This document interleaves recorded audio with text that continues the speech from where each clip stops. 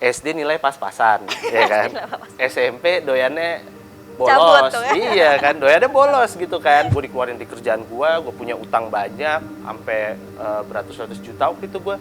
Gue nggak tahu apa yang harus gue lakukan, gue nggak lulus kuliah, ya kan. Mau kerja juga bingung, masa gue lulusan SMA gitu kan. Emang Gua lu belajar- ada kepikiran buat mati maksudnya? Iya, sempet ada, karena gue udah yang dibilang di fasenya yang kayak gak semangat lagi lah hidup.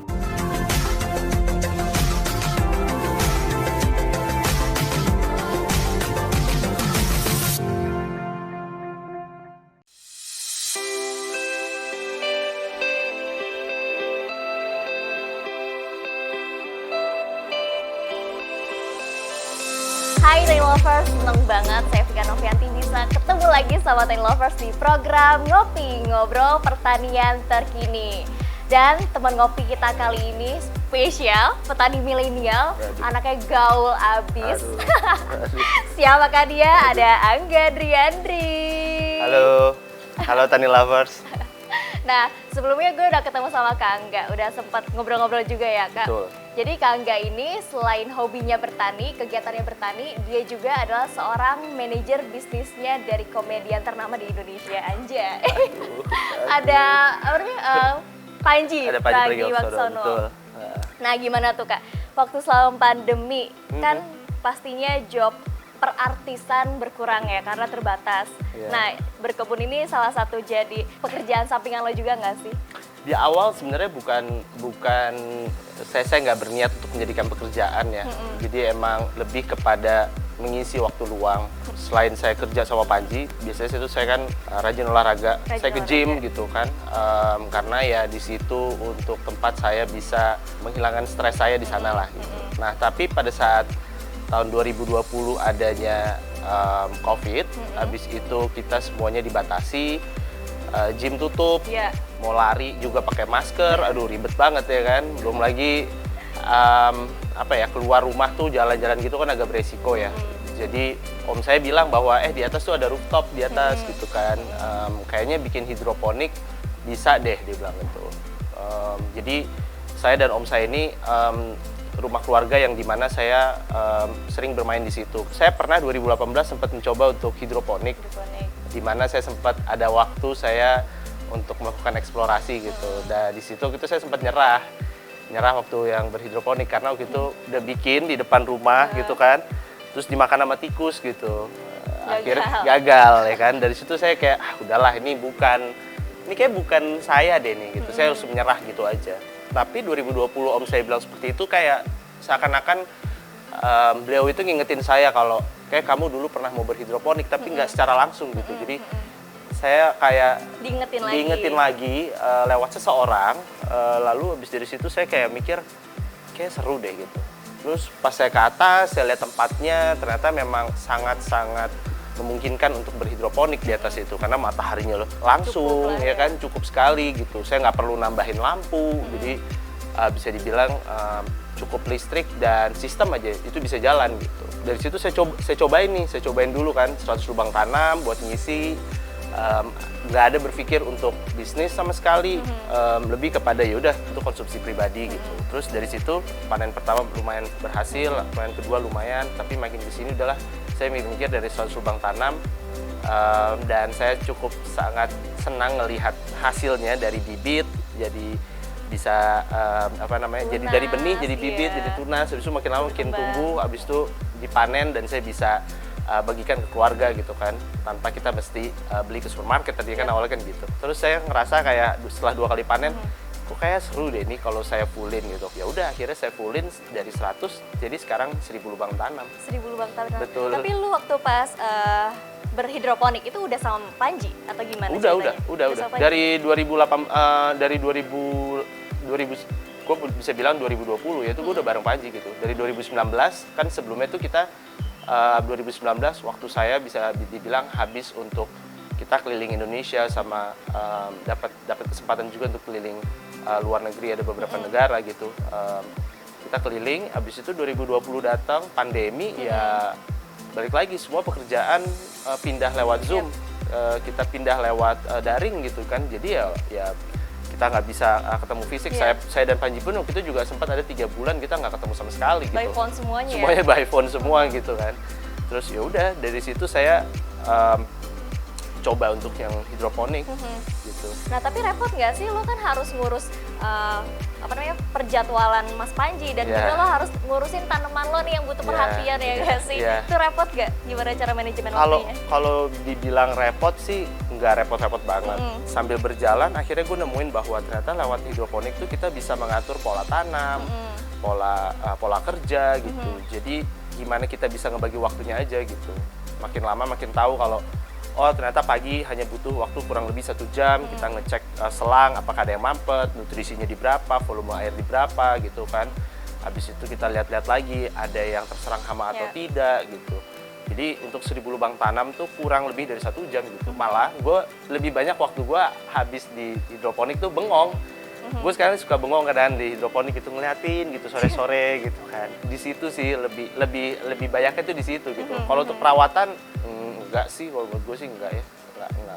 Susah nggak sih hidroponik itu sebenarnya? Karena apalagi lo bukan orang pertanian. Aduh, nggak ada sama sekali. Gue bener-beneran SD nilai pas-pasan, ya kan. SMP doyannya bolos, tuh, ya? Iya kan, doyannya bolos gitu kan. Terus anaknya juga sosial banget, bukan IPA banget gitu. Jadi menurut gue sangat-sangat dibilang mudah banget enggak, susah banget juga enggak gitu. Tapi yang enak dari hidroponik itu terukur, semuanya itu mudah sekali untuk terukur gitu. Nah tapi awal mula lo bertani, kenapa lo milih bertani sih? Padahal yang gue tahu nih ya, dulunya lo tuh kan anaknya party ya biasanya. Party banget, party asli. Banget. Partinya pol-polan. Jadi emang apa ya, gue sempet dulu tuh 2018 gue kerja di suatu di bidang sama sekarang di entertainment. Jadi gue sempat mengalami fase penurunan karena semuanya tuh salah dari diri gue gitu. Bisa dibilang gue salah memilih gaya hidup lah, nah gitu. Jadi kerja tapi kayak nggak sadar gitu setiap hari gitu. Jadi emang ya pokoknya nggak patut untuk dicontoh gitu. Sampai gue mengalami fase dimana tuh kayak paranoid gitu, kayak gue takut gitu. Karena ya balik lagi gue umur 28, gue dikeluarin di kerjaan gue punya utang banyak, sampai beratus-ratus juta waktu itu gue. Terus habis itu gue mikir kayak temen gue ngomongin gue kayak gitu-gitu loh, udah aneh deh, udah masuk kayak aneh lah gitu. Karena ya balik lagi semuanya banyak ketakutan di dalam diri gue gitu. Habis itu di tahun 2017 itu gue dikeluarin, 2018 gue memulai hal baru. Gue nggak tahu apa yang harus gue lakukan, gue nggak lulus kuliah ya kan. Mau kerja juga bingung, masa gue lulusan SMA gitu kan. Jadi hilangnya kepercayaan diri lah bisa dibilang juga. Terus gue nonton suatu filmnya judulnya tuh Bucket List. Nah si Jack Nicholson itu bikin list hal-hal yang dia pengen lakukan sebelum dia meninggal gitu. Nah dari film itu tuh gue langsung tercerahkan, gue bikin list juga gitu. Seakan-akan nih gue hari terakhir gue nih, ya kan. Gue bikin list nih, gue ngapain aja ya gitu misalnya. Emang lo ada kepikiran buat mati maksudnya? Iya sempet ada karena gue udah yang dibilang di fasenya yang kayak gak semangat lagi lah hidup, gimana sih lu punya banyak hutang, lu gak lulus kuliah ya kan. Kayak di keluarga tuh yang kalau gede jangan kayak dia nih, udah gak ada nih masa depannya, udah kosong gitu, masa depan tuh udah kosong gak ada gitu. Dan lo dianggap seperti itu? Nah gue menganggap diri gue seperti itu, mungkin keluarga gue kayak gitu tapi gue gak tahu ya. Tapi maksud gue menganggap diri gue seperti itu gitu loh, udah kayak ini udahlah nggak ada lagi nih, udah kosong gitu. Nah di situ gue coba tuh kayak bikin list, gue belajar tentang dari olahraga kayak gimana ya kan, lari itu seperti apa. Jadi banyak hal-hal yang gue cobain yang gue nggak pernah selama hidup gue gitu. Setelah itu ada satu video, nah videonya itu tentang pertanian di Singapura. Gue tontonin videonya, gue liatin. Habis itu dia ada video tentang hidroponik, aquaponik, aeroponik kayak gitu lah, dijelasin gitu. Yang pasti medianya air. Gue tontonin terus, ternyata kayak dari situ gue ngeliat, wah kok seru ya.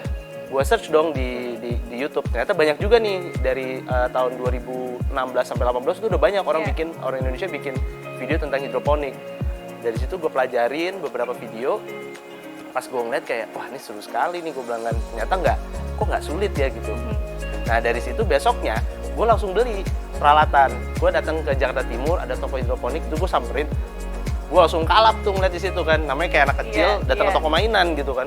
Wah ini ada styrofoam, ada apa nih, benih ini, benih itu, gue beliin. Karena waktu itu gue tuh di situ lagi di tahapan juga lagi belajar masak. Gue belajar masak lebih banyak masakannya Itali karena satu gue nggak perlu ngulek, ya kan. bumbunya Nggak mudah repot ya. semua, cuma bawang putih digeprek doang ya kan. Dan dari situ gue bisa ngasih sesuatu ke nyokap gue, ini buat kita makan bareng gitu. Terus abis itu gue akhirnya beli banyak benih-benih dari situ tuh. Terus dikasih tahu sama orangnya bahwa Mas jangan nanam ini dulu, kalau bisa nanamnya tuh Iya, yang kangkung gampang dulu, dulu. yang gampang, kangkung dia bilang gitu. Terus abis itu beli kangkung, tanam di depan rumah tuh. 2018 gue inget banget tuh awal tahun. Taruh di depan rumah, mulai tumbuh dan yang lain tiap hari gue Berhasil tuh? berhasil, udah tumbuh tuh. Tapi gue nggak tahu ternyata, tapi gue baru sadar bahwa tumbuhnya telat gitu. Gue harusnya misalkan ngeluarin tapi dia enggak, dan enggak gitu kena banyak sinar matahari gitu. Tapi yang penting waktu itu gue mikir ya udahlah yang penting tumbuh dulu aja gitu. Pas dia tumbuh di atas 14 hari seinget gue itu di makan tikus. Besok paginya gue balik gitu kan. Tikus juga makan sayuran guys. Nah gue juga gak ngerti itu ya, udah kayak tikusnya udah lapar banget ya. Jadi dia lihat nih, ini kayaknya makanan nih, gue makan aja. Waduh, gue bilang kan. Jadi bangun-bangun tuh udah hilang semuanya kan. Wah, makan tikus lagi kan, nggak mungkin habis itu gue masak kan, nggak berani. Udah dari situ gue langsung kayak, udah gue mau fokus olahraga sama masak aja, gue bilang. Di tengah jalan gue ketemu sama Panji, dia nanyain lu lagi sibuk apa, dia bilang itu kan. Gue lagi sibuk lari nih gitu kan, karena lari dari kenyataan. iya, dia pikir kayak kok lari sih, dia bilang kan, kok lo lari sih, dia bilang gitu. Iya, kayak nggak tahu, gue lagi nyoba-nyoba hal baru aja, gue bilang gitu. Lo nggak kerja? Enggak. Habis itu kalau gue sampai lari itu tandanya ada hal yang berubah dalam hidup gue, karena mereka tahu bahwa gue tuh orangnya demen party, pokoknya yang pokoknya dunia malam let's go gitu kan. Party sampai pol ya kan. Kalau nggak joprak nggak pulang gitu. Nah, orang kaget pada saat dia tahu lari, gue lagi persiapan untuk maraton dan yang lain, itu pada bingung gitu ngeliatnya, orang ini kenapa nih orang kok bisa begini gitu kan. Sama sih juga bingung, saya kenapa bisa begini gitu, bilang gitu kan. Terus habis itu September saya beres maraton, habis itu saya ditanya sama Panji kayak diajakin buat bantuin yuk, gue lagi mau ada tour stand up dan di Jakarta nanti gue akan di 2019 Januari akan penutupan di JCC, dia bilang. Terus dari situ saya bilang, oh yaudah ayo, dia bilang. Hitung-hitung saya nggak pernah belajar tentang pembuatan event ya. Biasanya kan lebih banyaknya itu lebih terlibatnya di talent ketimbang dalam dibandingin persiapan event. Dari situ ya udah saya coba aja deh sekian belajar saya mikir. Terus seiring berjalan waktu, ternyata 2019 itu Panji lagi cari manajer. Terus setelah saya kerja, Panji nanyain, lo mau nggak jadi manajer gue, dia bilang. Dari situ gue bilang, nah yaudah deh ayo, gue juga nggak tahu stand up ya, tapi gue bilang kita sama-sama belajar aja lagi gitu. Ya dari situ 2019 jalan, kita keliling Indonesia, sama keliling luar negeri beberapa negara. Baru dari situ pandemi datang. And back to nature, lo balik lagi ke hidroponik. Betul. Nah, tapi orang-orang aja pada heran kan, lu dari yang suka party, akhirnya lo memilih untuk berlari, belajar lari, segala macam, nge-gym, segala macam. Dan apalagi kalau orang tiba-tiba tahu lo bertani, itu tanggapan orang-orang gimana? Ya gitu, gue juga bingung ya, orang ngeliatnya kayak, mungkin gue beberapa kali ketemu sama temen gue yang lama gitu, dia ada yang takjub, ada yang ketawa gitu kan. Ya gue sih santai aja gitu kan, ada yang gak nyangka gitu loh. Iya gitu loh, kayak kok lo bisa bertani gitu kan. Ya gue selalu cerita apa yang tadi gue ceritain, emang itu yang gue rasakan gitu. Dan sekarang ini gue udah memasuki lebih dari 1 tahun gue bertani dan alhamdulillah gue masih komitmen bertani. Kadang kan gue dulu tuh gue orang yang apa ya bisa dibilang nggak bisa megang komitmen lah. Cepat pindah-pindah dalam suatu hal gitu. Cepat bosenan gitu. Nah, 2018 gue belajar tentang komitmen, gue belajar tentang gimana caranya gue menyelesaikan sesuatu apa yang setelah gue perbuat gitu.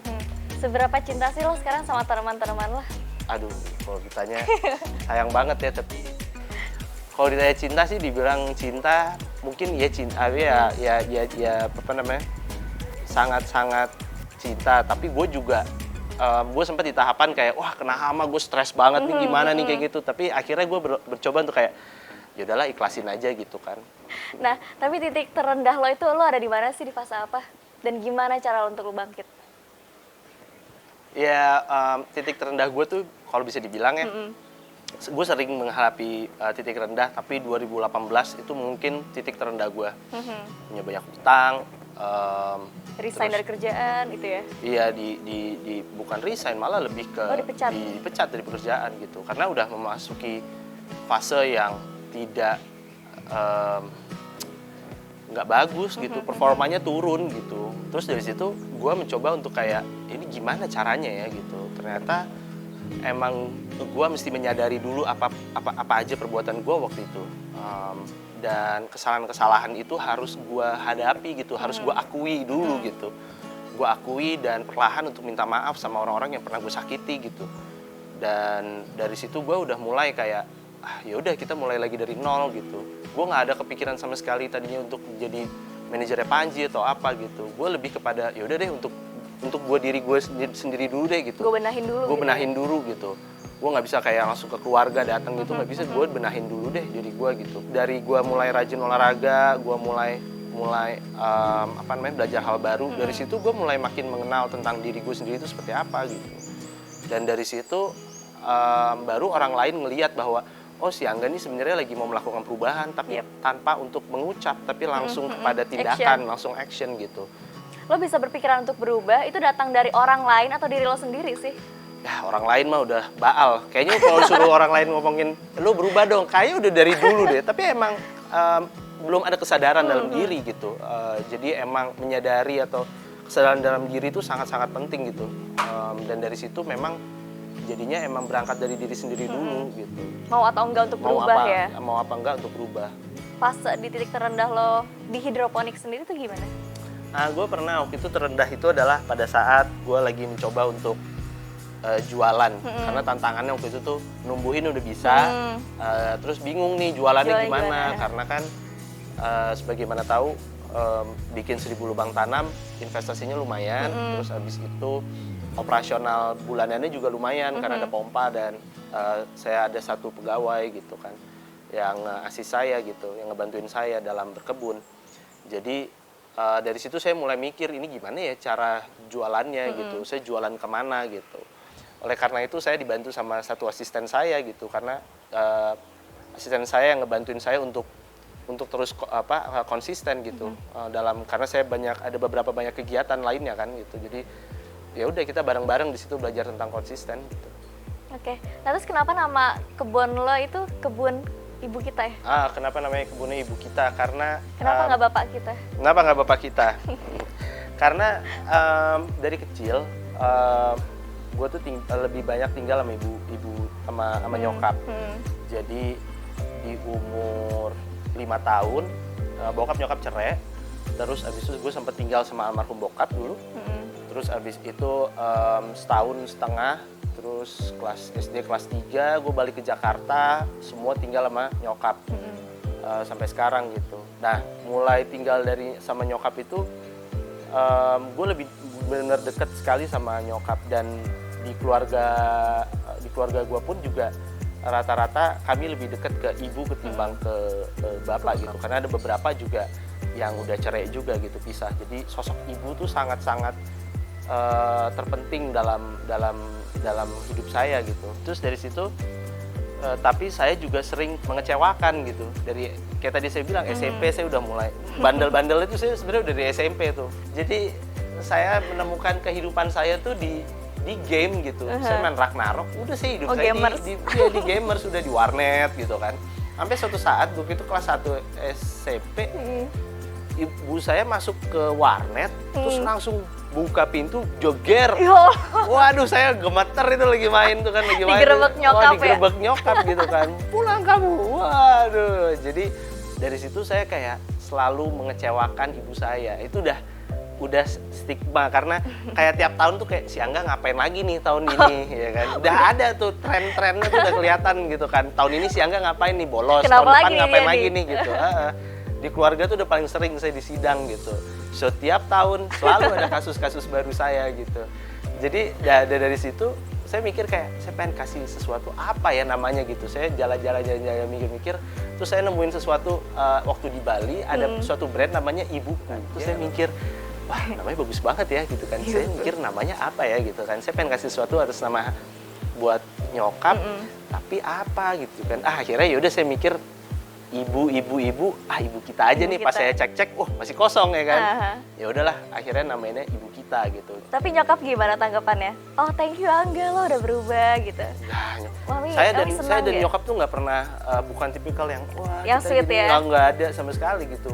Mungkin sayanya juga gengsi dan dia juga sama. Tapi saya ngelihat dengan dia mengirimkan beberapa kayak ada video-video artikel atau apa dia forward ke keluarga atau forward ke teman-temannya, mungkin dari situ dia udah dia senang gitu. Dan saya pun juga kayak oh ya udah ini emang yang saya bisa kasih, ya udah ini. Tapi nyokap sempet juga ke kebun kan? Masa ngeliat atau cobain sayurannya Kak Angga gimana? Oh iya ya, kalau ke kebun sesekali dia ke kebun dia ngeliat gitu. Tapi makan sayuran juga kita sering kok. Nah sekarang sayuran yang biasa Kak Angga pasarin atau Kak Angga jual, ini pure di Instagram aja atau gimana nih Kak? Iya, hanya pure di Instagram sejauh ini penjualannya. Jadi saya setiap hari nulis konten di Instagram. Ya sebenarnya lebih kepada cerita keresahan saya lah. Keresahannya nih, oh ini dimakan hari ini, dimakan sama hama nih begini gitu kan. Aduh tomat cherry gimana. Jadi emang kayak saya nulis diary, terus saya taruh di Instagram gitu. Tapi ternyata responnya tuh saya sangat-sangat nggak nyangka gitu. Ternyata ada yang ngikutin ceritanya gitu kan. Pandemi itu meningkat gak sih sayuran? Apalagi kan dulu orang gaya hidup sehat, makan sayur, makan buah. Ngaruh nggak? Ada efeknya sih menurut saya sih. Tapi karena saya baru mulainya juga di masa pandemi, jadi nggak tahu kalau sebelum masa pandemi ya. Tapi menurut saya ada pengaruhnya. Ada pengaruhnya ya? Karena kan kita di pandemi ini kita itu berubah ya, sangat-sangat berubah dari kebiasaan kita diubah gitu. Yang biasanya nggak online jadi pindah ke online gitu, itu udah sesuatu hal. Kita nggak biasa belanja online, sekarang jadi terbiasa ya kan. Dulu kita mesti ngeliat fisiknya dulu gitu kan, sekarang jadi kita yaudahlah beli aja gitu. Berapa sih omset yang lo dapat dari hidroponik? Omset dari hidroponik sendiri tuh udah bisa mencapai 5-8 juta. 5-8 juta? Betul. Dalam 1 bulan? Dalam 1 bulan. Itu udah kayak gaji UMR gak sih? Nggak sih, malah UMR lebih ya? Iya. Beneran, gue nggak pernah mikir sampai segitu, karena yang penting yaudah nyatet aja produksi, abis itu kita nyatet, kadang akhir bulan. Itu bersih nggak sih? Nggak, omsetnya belum, bersih kotor. Tapi pas dilihat-lihat, wah kok gede juga ya gitu kan? Ini gede juga nih. Tadi saya awalnya niatan cuman yaudah yang penting buat nutupin operasional aja gitu kan. Yang penting saya udah nggak pakai duit sendiri untuk operasional. Nggak kepikiran gitu. ini ya, keuntungannya ya? Keuntungannya banyak sebanyak itu gitu mikirnya. Ya udah jalanin aja terus gitu. Malah ngeliatnya kayak makin kesini, kok saya malah jadi pengen, kayak saya seriusin aja nih, saya mikir-mikir gitu kan. Kan tadi lo bilang omset penjualan hidroponik lo itu 5-8 juta per bulan. Nah kalau dihitung-hitung penghasilan lo sama Mas Panji gimana? Gua nggak bisa bandingin. Karena hidroponik ini permainan skala. Permainan skala? Gue sekarang di skala 80 meter persegi. Kalau gue gedein, ya bisa aja lebih gede gitu. Jadi nggak bisa gue bandingin A sama B gitu. Nah, kita mau masuk ke segmen Space Question Tanya Jawab. Tapi sebelum itu kita minum yang seger-seger dulu, Kak. Ini ada apa nih? Tiba-tiba Ada apa nih? Wah, tiba-tiba ada susu. minum, ada susu. Kak Angga tuh soalnya pernah kemari ya, Kak? Iya, dulu saya pernah kesini akhir September ya, nggak salah. Akhir September apa? Terus saya ngajak Leo, jadi ada, iya beneran namanya Leo. Soalnya dia Leo tuh lahirnya berapa ya? 12 Agustus apa 14 Agustus, terus dikasih tahu namanya siapa? Leo. Oh, sama saya juga zodiaknya Leo nih saya bilang. Oh gitu. Mungkin saya ntar lahir lagi jadi sapi kali. Reinkarnasinya jadi sapi ya, bukan jadi Kak Angga. Aduh enak banget. Enak ya, banget nih vanilla. Saya waktu itu nyobain yang vanilla telang. Kalau yang ini nggak nih, vanilla aja nih. Waktu itu Kak Angga ke Agro Edu Wisata ngapain nggak? Waktu itu tuh ada peresmian di belakang sini kan ada container farming indoor, terus peresmian sekaligus nanam ada nanam itu jengkol sama pete gitu, saya inget banget tuh. First question buat Kak Angga Driandri. Boleh. Kak Angga, pilih kale atau whisky? Aduh, kale lah. Kok pakai adu ya? Aduh. Aduh. Kedua, Panji atau ibu kita? Aduh, dua-duanya deh. Dua-duanya. Tetap ya, Kenapa sih dua-duanya? kalau suruh milih, Wah. nih dalam keadaan genting ceritanya. Aduh, saya pilih ibu kita deh. Ibu kita. Ayo, makanya langsung nge-DM nanti. Party atau bertani? Aduh, bertani sekarang. Bertani ya sekarang ya, insaf ya. Kalau dulu, party dong. Nggak party, nggak Terkenal sebagai manajer artis, papan atas, atau terkenal sebagai pengusaha agribisnis? Aduh, saya yang kedua lagi. saya pilih yang kedua aja. Yang deh. kedua aja ya, yang aman aja. Terakhir, andai gue saat ini nggak bertani, maka gue akan sama seperti sebelumnya. Jadi ya di showbiz aja. masih. Showbiz. Ya, di showbiz. Dan lo menemukan hidroponik ini ketenangan gak sih buat lo sebenarnya? Ya sangat sangat ya.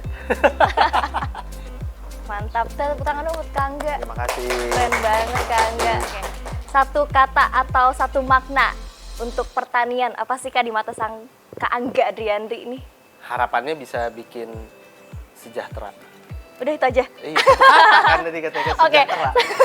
sejahtera. Sejahtera. Satu kata sejahtera. Sejahtera untuk para petani kita Untuk ya orang Kak. petani. Betul. Oke. Kak, pesannya dong buat teman-teman kita nih, anak-anak muda yang mungkin belum mau bertani untuk bisa melek sama dunia pertanian. Pesannya adalah sekarang tuh pertanian yang sekarang ya udah dapat didukung sama teknologi. Yep. Gitu. Dan kalau mau terjun ke pertanian, mau organik, mau apapun, intinya adalah mulai dari skala kecil dulu aja. Mulai dari skala kecil dulu, terus abis itu dilihat gimana seneng apa nggak ngejalaninnya gitu.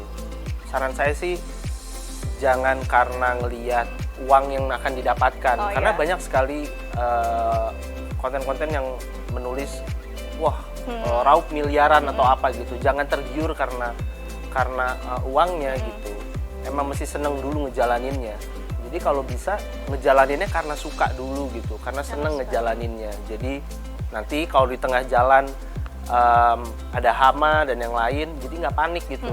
Oh ya udah, nikmatin aja. Ada apa bisa dievaluasi. Oh apa hamanya seperti apa. Lalu nanti pencegahannya gimana di kemudian hari gitu. Jadi nanti makin lama makin bertumbuh gitu. Jadi kita udah nggak lagi mikirin kayak uangnya. Nanti pada saat ada suatu masalah pasti pindah terus gitu. Nggak konsisten dalam ngejalaninnya gitu. Oke, mantap, luar biasa. Thank you Kak Angga udah Sama-sama.